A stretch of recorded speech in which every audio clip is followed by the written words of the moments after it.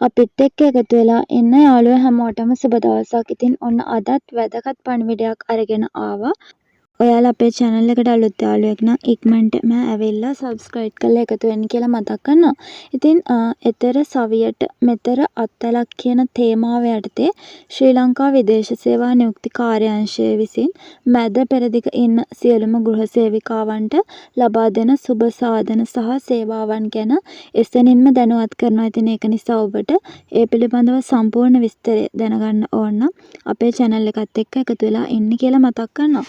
ඉතින් ශ්‍රී ලංකා විදේශ සේවා නියුක්ති කාර්යාංශය ලබා දෙන තොරතුරු ඔබට ගොඩක් වැදගත් වේවි. ඒක නිසා channel එකත් එක්ක දිගටම රැඳිලා ඉන්න. ඒ වගේම තමයි comment එකකුත් දාගෙන යන්න. ඉතින් මම ඔයාලට අද දවසේ කතා කරන්නේ මැද පෙරදිග ආපු හැමෝටම මෙතන තියෙන ලොකුම ප්‍රශ්නේ තමයි බෝනස් වැටුප ලබා ගැනීම සම්බන්ධව. ඉතින් බෝනස් වැටුප ලබා ගන්න කොහොමද කියලා මම අද ඔයාලට හරියටම පැහැදිලි කිරීමක් කරනවා. ඉතින් ඒ වගේම තමයි ලංකාවට පැමිණි රටවිරුවන්ටත් ඒ වගේම දැන් රටේ ඉන්න අපේ රටවිරුවන්ටත් විශේෂයෙන්ම රක්ෂණය ඒ වගේම යාළට ලැබෙන සුබ සාධන සේවා. ඉතින් මේ සියලු දේ ගැනත් අපි අද වීඩියෝ එකෙන් කතා කරනවා. ඉතින් ඒක නිසා වීඩියෝ එක අවසාන වෙනකම්ම රැඳිලා ඉන්න කියලා ඔයාලගෙන් පුංචි ඉල්ලීමක් කරනවා.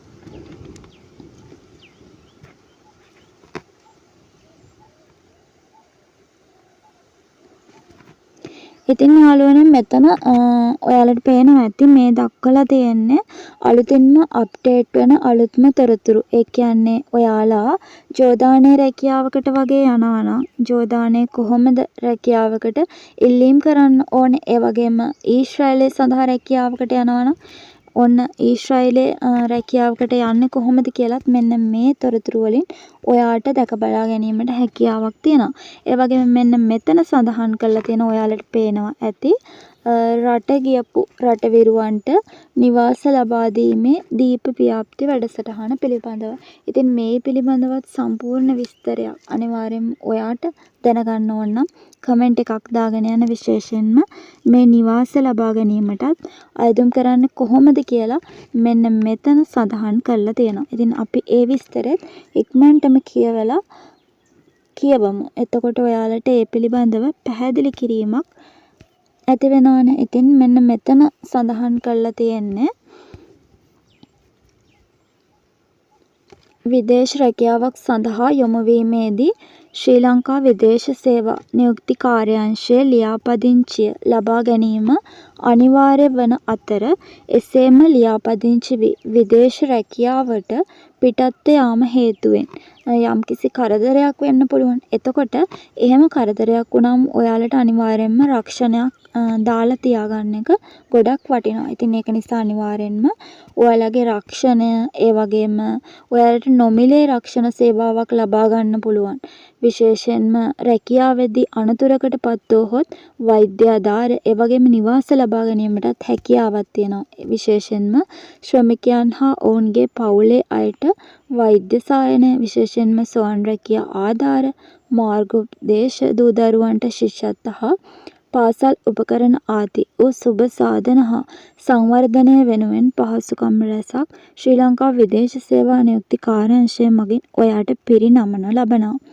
ඉතින් මෙතන ඔයාලට පෙන්නලා තියෙනවා නිවාසයක් ලබාගත්තු තැනැත්තියක් පිළිබඳව. ඉතින් එතුමියගේ නම කාන්ති රත්න මහත්මිය. ඉතින් එයාට නිවසක් ලබා දීලා තියෙන්නේ විදේශ රැකියා සංවර්ධන නිලධාරීන් මහත්ම පිරිසක් සහභාගී වෙලා විදේශ සේවා නියුක්ති කාර්යාංශයෙන් තමයි මේ නිවස ලබා දීලා තියෙන්නේ. ඉතින් මේ නිවස ලබා දීලා තියෙන 2025 තුන්වෙනි මාසේ 21 වනදා. ඉතින් රුපියල් ලක්ෂ 17ක් වියදම් කළා මේ නිවස හදා දීලා තියෙනවා. ඉතින් ඔයාලට මෙතන තියෙන පුවතෙන් ඒ පිළිබඳව මනාව පැහැදිලි වෙනවා ඇති.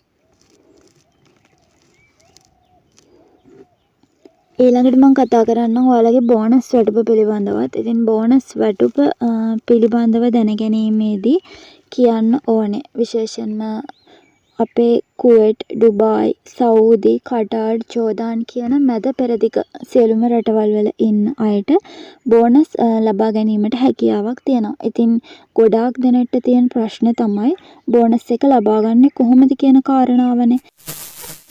එතකොට ඔයාලට බෝනස් එක ලබා ගැනීමට විශේෂයෙන්ම ඔයා ඉන්න ගෙදර අනිවාර්යයෙන්ම අවුරුද්දක කාලයක් තුල ඔයාලට ඩිනාර් 120ක් නේ ලබා දෙන්නේ. එතකොට ඔයාට අවුරුදු 10ක් හිටියොත් ඩිනාර් 1200ක් වගේ මුදලක් ලබා ගැනීමට හැකියාව තියෙනවා. ඉතින් මේක සමහරක් විට ඔයාලා ඉන්න ගෙදර කෙනාගෙන් ලබා ගන්න ගොඩක් අසීරු කාර්යයක් වෙනවා ඇති. එතකොට ඔයාලා මේකට කරන්න ඕන මොකක්ද? විශේෂයෙන්ම ඔයා ඉන්න ගෙදර බෝනස් එක ලබා ගන්න බැරි නම් ඔයාලට කතා කරන්න ඕන විශේෂයෙන්ම කම්කරු කාර්යාලයට. එතකොට කම්කරු කාර්යාලයේ නම්බරේත් මම මෙතන යටින් සඳහන් කරලා තියනවා වීඩියෝ එක අවසාන වෙද්දී. එතකොට ඔයාලට පුළුවන් විශේෂයෙන්ම කම්කරු කාර්යාලයේ ෆෝන් නම්බර්ස් වලට කතා කරන්න. ඉතින් ඔයාලා ඉන්නේ එක එක රටවලනේ. ඒ කියන්නේ කෙනෙක් ඉන්න පුළුවන් කුවේට් වල, තව කෙනෙක් ඉන්න පුළුවන් කටාර්, ජෝර්දාන්, ඩුබායි, බහරේන් කියන මේ වගේ විවිධ රටවල් වල. එතකොට එක එක කම්කරු කාර්යාලවල මේ නම්බර්ස් වෙනස්නේ. ඒක නිසා අනිවාර්යයෙන්ම ඔයා ඉන්න රටත් එක්ක කමෙන්ට් කරන් යන්න. එතකොට මම ඔයාලගේ රටට අදාළ කම්කරු කාර්යාලයේ නම්බරේ දාගෙන යන්න.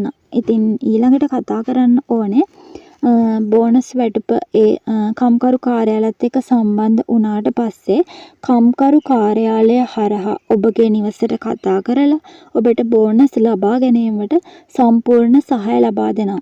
ඉතින් ඊටත් එහාට ගියොත් අපි එම්බසියට කතා කරලා ඔබට බෝනස් ලබා ගැනීමට කටයුතු කරනවා. ඉතින් ඔබට බෝනස් සම්බන්ධව යම්කිසි ප්‍රශ්නයක් ගැටලුවක් තියෙනවා නම් ඒ පිළිබඳවත් කමෙන්ට් එකක් දාන්න. මම හිතන්නේ දැන් අපේ රටවිරෝ ගොඩක් අය මේ අවුරුදු 20-30 මැද පෙරදිග රටවල් වල සේවය කරනවා. එතකොට එයාලට මේ වැඩ කරපු අවුරුදු 20-30 කාල සීමාවෙද්දී බෝනස් වැටුප ගොඩක්ම වටිනවා.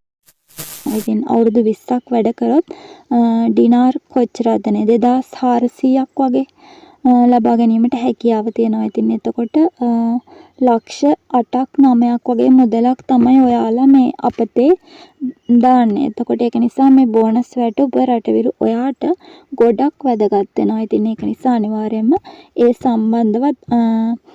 සම්බන්ධව දැන ගැනීමටත් කාලීන දත්ත අපේ channel එක හරහා අපි ඔබට ලබා දෙනවා. ඉතින් ඒක නිසා ඒ පිළිබඳව දැනගන්න අනිවාර්යයෙන්ම channel එක subscribe කරලා තියාගන්න.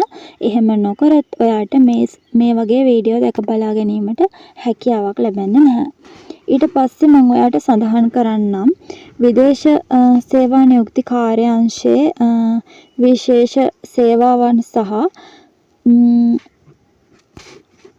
ඒ වගේම මේ ෆෝන් නම්බර්ස් ටික තියෙනවා. ඉතින් එයාලට විදේශ සේවා නියුක්ති කාර්යාංශයට කතා කරලා ඔයාලට යම්කිසි ගැටලුවක් නිවාසයක් එහෙම නැත්තම් එයාලට කතා කරලා යම්කිසි දෙයක් ඔබට ලබා ගැනීමට හැකියාවක් තියෙනවා. එතනදී මෙතන සඳහන් කරලා තියෙනවා එයාලගේ ෆෝන් නම්බර්ස් ටිකත් මම ඔයාලට ලබා දෙන්නම්.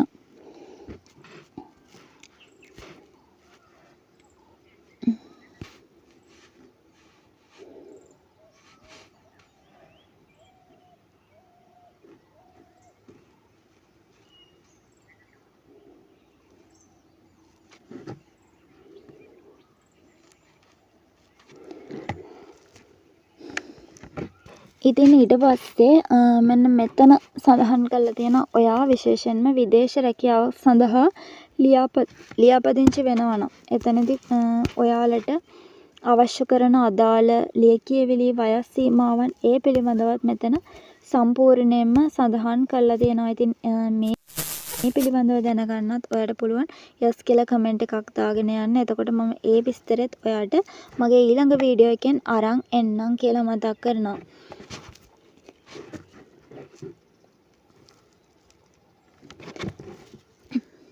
එහෙනම්